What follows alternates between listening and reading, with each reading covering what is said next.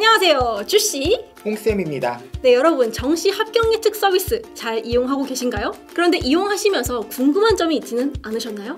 그래서 준비했습니다. 합격 예측 Q&A! 네, 여러분 저희가 얼마 전에 글을 하나 올렸었죠. 합격 예측 이용하시면서 궁금한 점이 있지는 않냐는 거였는데 많은 질문을 또 이렇게 해주셨어요. 그래서 저희가 오늘 답변해드리는 시간을 가져보려고 합니다. 준비되셨나요, 홍쌤? 네. Let's get it! 첫 번째 질문입니다. 수시 결과 발표한 뒤로는 정시 등록자가 엄청 많아지겠죠? 그럼 합격 예측 결과도 엄청 많이 바뀔까요? 예를 들어 최초 합격 예상이었다가 적정이나 추합 혹은 불합으로요. 네, 업데이트에 따라서 추정하는 커트라인은 계속해서 오르락 내리락 할 수 있습니다. 물어보신 것처럼 지금 최초 합격권에 있는데 시간이 지나면 추합권으로 밀리거나 불합격권으로 밀릴 수도 있어요. 그런데 시간이 지나갈수록 예상하는 커트라인이 올라가는 모습을 보이는 곳들이 자주 눈에 띄지만 그렇다고 해서 항상 커트라인이 계속 오르기만 하는 건 아닙니다. 커트라인이 크게 변하지 않는 곳들도 있어요. 원래 있던 표본 중에서 수시 합격으로 빠져나가는 인원도 있고요. 수시에서 이월되는 인원이 추가되기도 하고 이런 식으로 여러 가지가 복합적으로 작용하기 때문이죠. 그러면 지금 이 순간에는 합격 예측을 어떻게 좀 활용하면 좋을까요?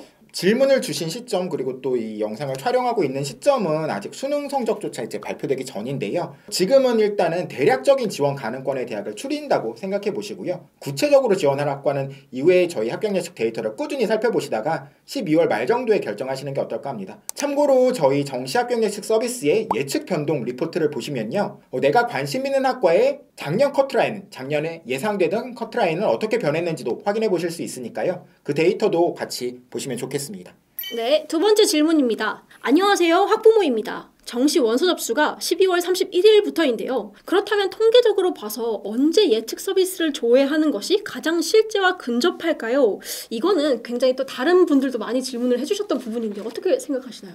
아무래도 이제 원서 접수 시기와 가까운 시기일수록 학생들의 표본이 많아지니까 마지막에 가까울수록 조금 더 신뢰도가 높다고 해야 되겠죠. 하지만 이제 수시 2월 인원이 발표되고 나서 하루 이틀 뒤의 데이터와 최종 업데이트 데이터가 크게 차이를 보이지는 않을 겁니다. 올해는 아마 많은 대학들이 12월 30일쯤에 수시 2월 인원을 발표할 것 같은데요. 저희 서비스에 최대한 빠르게 그 2월 인원을 적용할 거고요. 그렇게 되면 그때 살짝 데이터가 변하겠죠. 선발 인원이 늘어나게 되는 거니까요. 하지만 12월 31일이나 아니면 1월 1일 정도에는 어느 정도 그 데이터가 완성화될 거고 그 데이터랑 최종 업데이트 일정인 1월 2일의 데이터가 크게 달라지지는 않을 거예요.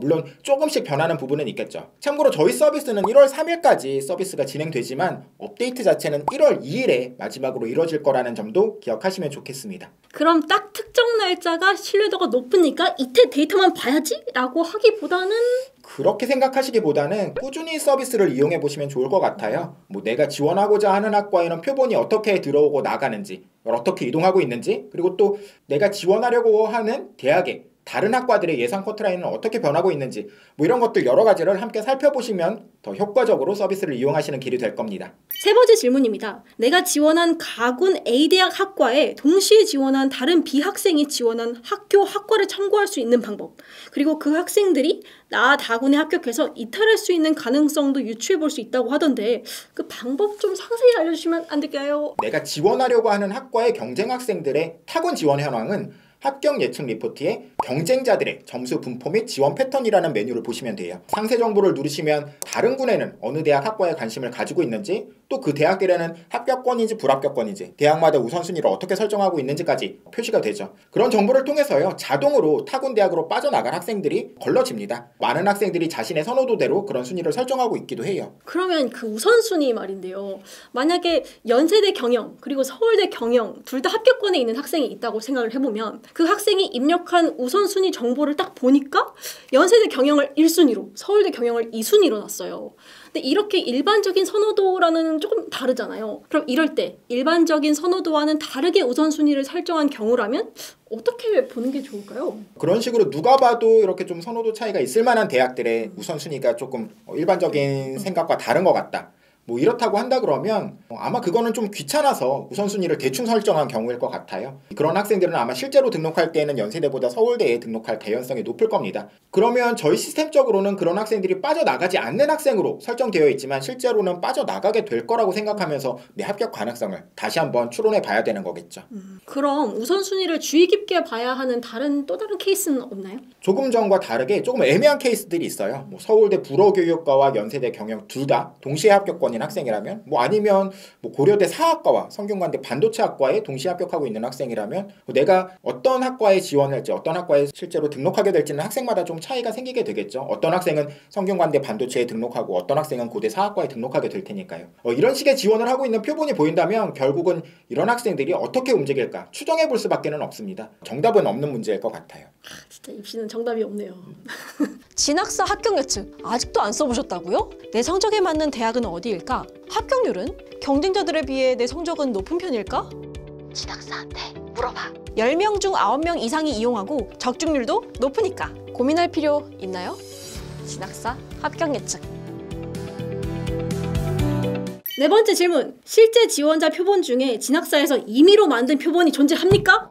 저희가 임의로 만드는 표본은 절대 없습니다. 실제 올해 수험생만의 데이터를 확보하기 위해서 정말 많은 노력을 하고 있어요. 성적표 인증 등 여러 방법을 강구하고 있고, 허수라고 하는 가짜 표본을 제거하기 위해서도 많은 노력을 계속해서 기울이고 있습니다. 걱정하시는 부분은 안심하셔도 될 거예요. 그 허수 제거 노력이라는 게 어떤 것들이 있습니까?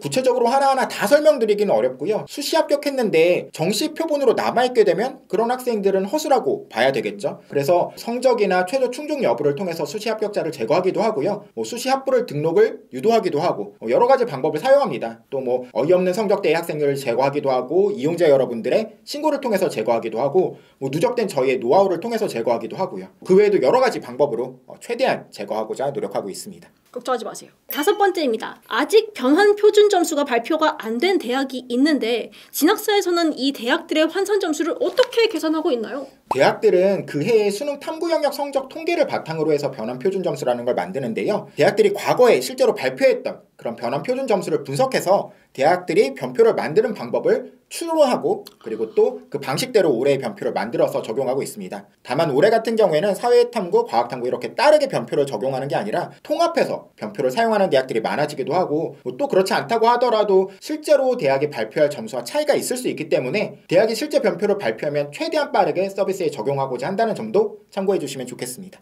네, 다음 질문. 올해 새로 신설되는 무전공 자유전공 예측 믿을만 할까요? 올해 무전공 학과의 신설이 화제가 되고 있지만 이게 올해 처음 있는 일은 아닙니다. 작년에도 경희대는 ICT 광역, 사회과학 광역 이런 식으로 광역 모집 단위를 신설해서 많은 인원을 뽑았었고요. 이화여대는 굉장히 오랫동안 인문계열, 자연계열로 통합 선발을 해오기도 했어요. 성균관대도 계열 모집을 해오고 있죠. 아무튼 입학 후에 학생들이 전공을 선택하게끔 하는 이런 무전공 제도로 많은 학생을 뽑아온 것이 올해가 처음인 건 아닙니다. 그래서 진학사 정시합격 예측 서비스는 이런 누적된 과거 데이터를 가지고 있을 뿐만이 아니라 또 실제 올해 정시 지원할 수험생들의 표본을 통해서 믿을만한 정보를 제공하고 있어요. 물론 100% 정확하다 이렇게 자신있게 말씀드릴 수는 없겠지만 무전공에 대해서 다른 어떤 서비스보다도 더 효과적인 조언을 받을 수 있는 서비스일 거라고 생각합니다. 다음 질문입니다. 올해 100명 이상 모집하는 무전공 대형과들은 표본 분석을 해야 될까요? 아무래도 모집 인원이 많은 학과인 경우에는 그만큼 모의 지원하는 학생들도 많기 때문에 표본이 너무 많아서 하나하나를 이렇게 분석하기가 상당히 까다롭습니다. 그래서 만약에 내가 좀 이런 대형 학과에 6칸 아니면 7칸 이런 식으로 좀 안정적인 것 같다 라고 하면은 그렇게 굳이 표본 분석은 필요하지 않을 것 같고요. 아니면 내가 정말 희망하는 학과고 상향해서 지원을 해보고 싶다 그러면 그런 표본 분석을 해보시면 조금은 더 지원 여부를 결정하시는 데는 도움 받으실 수 있을 것 같습니다. 그럼 그 표본 분석을 할 때 혹시 홍쌤이 추천하는 팁 같은 게 있을까요? 나중에 이런 부분에 대해서는 조금 더 구체적으로 말씀드릴 기회가 있을 것 같은데 간단히 말씀드리면 일반적으로는 표본이 좀 촘촘한 대형 학과들보다는 표본이 좀 듬성듬성할 수 있는 학과에서 의외의 입시 결과가 나올 확률이 조금 더 높은 편이라는 점 한 가지 팁으로 삼고 계시면 좋을 것 같아요. 마지막 질문입니다. 진학사 모의 지원 보통 20개 넣잖아요. 그럼 다중으로 넣는 거라서 칸수가 신뢰도가 떨어지는 거 아닌가요? 막판까지 20개 넣고 다들 눈치 싸움 할 것 같은데. 이건 저희 서비스에 대해서 조금 더 설명을 드리면 좋을 것 같은데요. 5칸, 6칸 이런 칸수는 저희가 추정하는 최종 커트라인 점수가 기준이 됩니다. 그런데 이 점수는 학생들이 정시 저장소에 저장하고 있는 20개 대학 전체를 가지고 계산하는 게 아니고요. 실제 정시에서 가나, 다군 3번만 지원이 가능한 것처럼 실제 지원 희망대학으로 설정한 3개 대학 학과의 데이터로만 결정이 됩니다. 오랫동안 높은 적중률을 보이고 있는 서비스니까 그런 부분도 걱정하지 않으셔도 될 것 같습니다. 여기까지 여러분들이 모두 질문해주신 부분에 대해 답변을 드렸는데요. 혹시 이제 더 궁금하신 점이 있으실 것 같기도 해요. 그러면 여기 댓글을 달아주시면 저희가 조금 늦더라도 다 답변을 달아드릴 수 있도록 노력할 거고요. 진학닷컴에, 진학사 홈페이지죠. 닷컴에 1:1 문의가 또 따로 있으니까 거기에도 달아주시면 조금 더 빨리 확실한 답변을 받으실 수가 있을 겁니다. 그럼 저희 진학사 정시 합격 예측 많이 이용해 주시고요. 꼭 원하시는 대학 가실 수 있기를 저희 모두 희망했습니다. 다음 영상에서 봐요. 안녕!